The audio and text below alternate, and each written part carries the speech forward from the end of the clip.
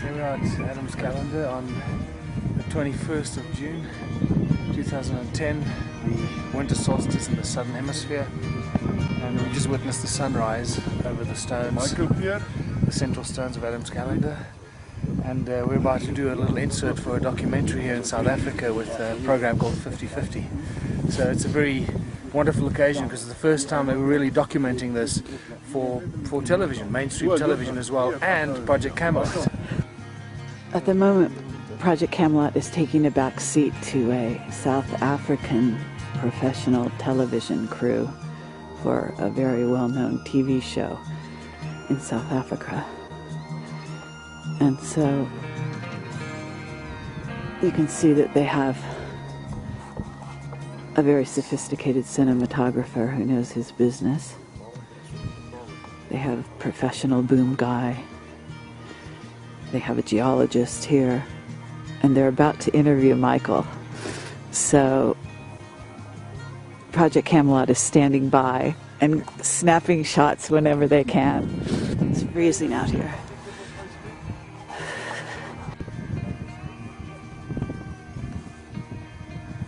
This little precinct right here.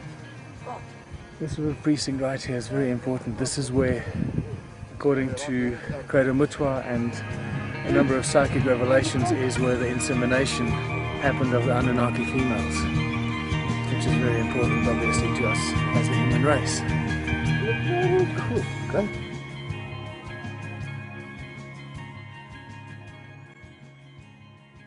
The color of the soil here is red, and all of African soil is red. It's said that Africa should be, and probably is as it is, the breadbasket of the world.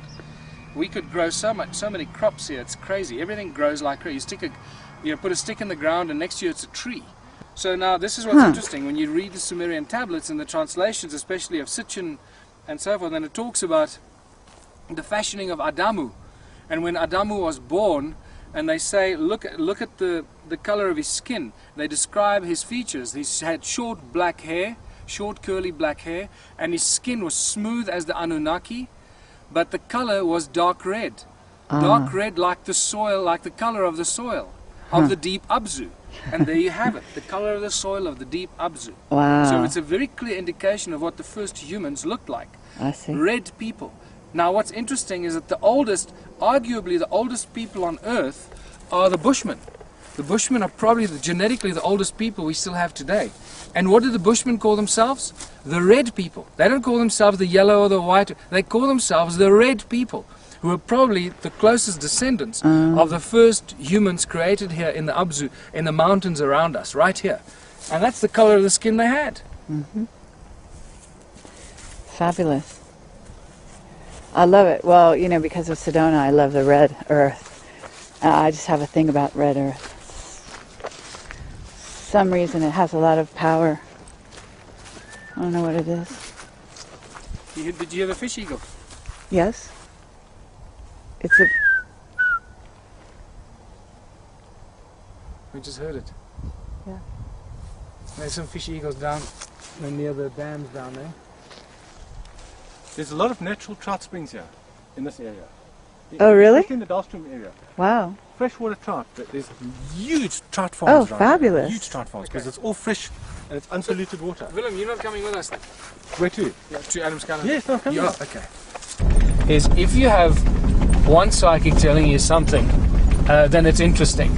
If the second psychic comes along that hasn't never met the previous one and tells you exactly the same bit of information, you say, oh, that's curious. By the third, the fourth, the fifth, the sixth, the 10th, the 12th psychic that has now told you the same list of things that are identical to all the others about this specific site. You've got to say to yourself, hold on, what's going on here? And then what I'd like to do as a scientist, I'd like to say, well, is there a way of turning this hocus-pocus psychic mumbo-jumbo into a scientific argument? And you can do that very simply.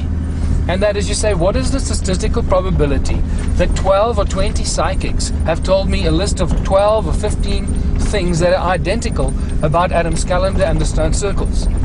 And the statistical probability is several billion to 1. And this is the quaint little village of Kaapsehoop. It means Cape Hope. I see. Or the hope of the Cape. And the Cape is hundreds of kilometers from Well, it's 1,000 miles away from here. So what is the significance of this place? It's a mining gold rush town. Ah. There were about 15,000 people that lived here in the 1880s, from 1880 when they discovered the gold. But Michael has to be the visionary. Yes, yeah. That's He's right. got to say, yes, This is the theory, this is the theory, and I will come up and say, but prove it to me. And I come up with proof, and that helps him again to... Michael wouldn't be able to see the way he does if he was too practical. Practical, yeah. Yes. So you need somebody to compensate him. Yes, That's what- yeah. So Johan, tell me how you got into all of this, because I understand you have a huge company that you fight forest fires. Yeah. So what happened is I've been fighting forest fires since 1986, 85 actually, 1985. And I saw the ruins, and when inquiring about them, people just said they're insignificant cattle enclosures, cattle kraals enclosures, and residents from a couple of hundred years ago. So I accepted it until I met Cyril Romnick. I flew him around and I organized aerial helicopters for Cyril to go and research. He was busy with the research. Cyril has done tremendous work on yeah. linking ancient civilization in South Africa to the Hindu and the Dravidian culture. Right. And there's incredible evidence and how that has enriched the history of this country. Yeah. But Johan, do you have a scientific background? No. So what made you interested in this area? Cyril Romnick. No, Cyril Romnick. I went with him, and then I said to him, okay, I'll take photographs for you. I'll let me organize aerial photographs, because he didn't have... I took all the photographs I sent to him, and he did nothing with it. And then I thought, okay, let me start now. And that slowly I started. And when I found something amazing, and then you get more inquisitive, you find something more amazing, more inquisitive, find something, and it actually... That's how I just eventually Adam's calendar, and I looked at this and thought, no, it's something to this. Wow. And then I came here in the mornings and the evenings and started measuring it, and then I got the surveyor to measure it to substantiate my theory that this is a calendar. If it was so important, if it was so sacred, why did they abandon it? That we need to figure out. For each statement, there's three questions. I have a lot of theories, but we don't have time for those now. But I have a lot of theories. Yeah. Yeah. And these are the theories that I talk about. They abandoned it because they Extensively. lost the knowledge of it, Yeah, Lot a of knowledge of a what? lot of knowledge has been lost. of what it meant. You see, I mean, obviously, if you lose the knowledge, you lose the interest. Well, didn't you But just why- say that the flood? The flood is didn't the flood most come in? important thing, I believe. That's 13,000 years ago, the flood Lots came. of knowledge It had to be destroyed- lost. I mean, all of Atlantis was lost, right? Thank you. There are a lot of people that don't believe Atlantis even exists. Not only that, but the knowledge lost was enforced on the human race by the reptilians. Right. And this is something that some people still have a problem with. And it's okay. If they have a problem with it, then they must go away and do some more research. I watched a program last night on the blue holes in the Caribbean, where they dive down the blue holes, they cut those monoliths, and they cut them in half, and I don't know if you've seen it, and they then determined when the floods, when catastrophic events happened on Earth, and it's amazing there, and then how in those what can we say, Cores? cores, yeah, Yeah. of the in the caves down the bottom. It's the best preserved history of the world.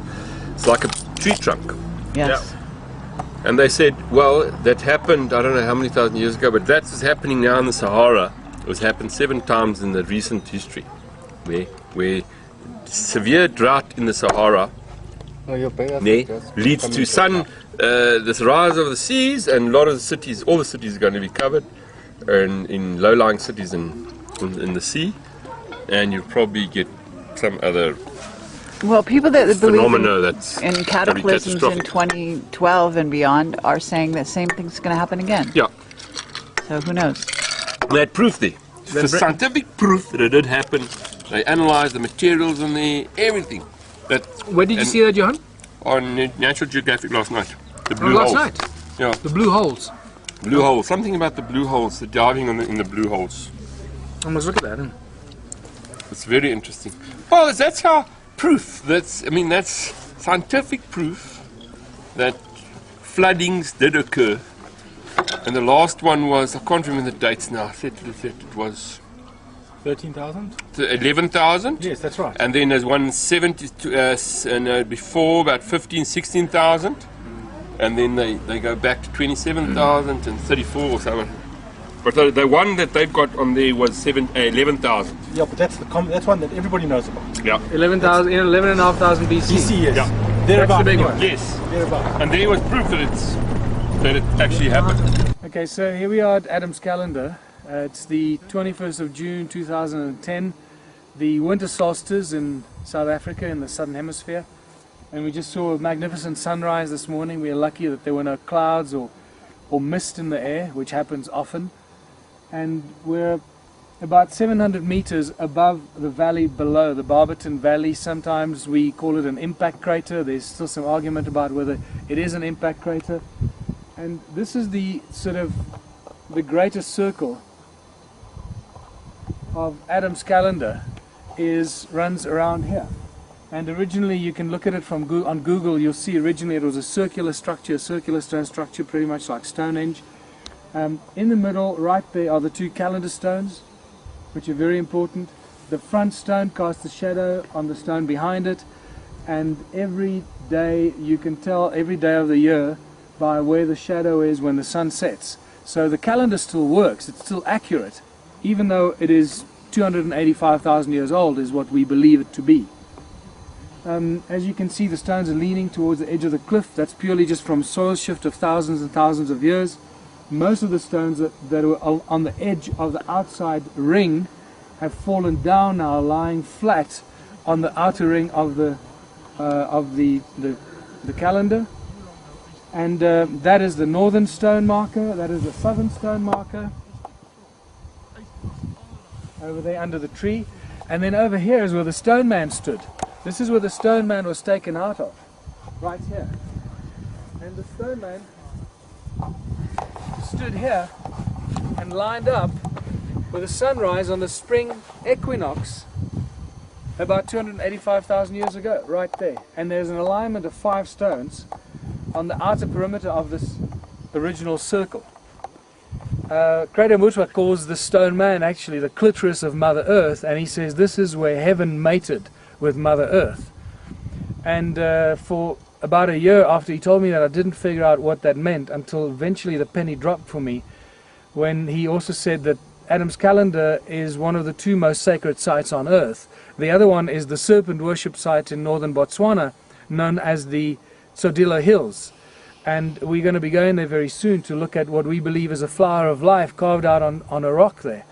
But to come back here, so Adam's calendar is where heaven mated with Mother Earth, and I believe that it is here where the Anunnaki females were impregnated, and impregnated with the fertilized eggs of the first human beings.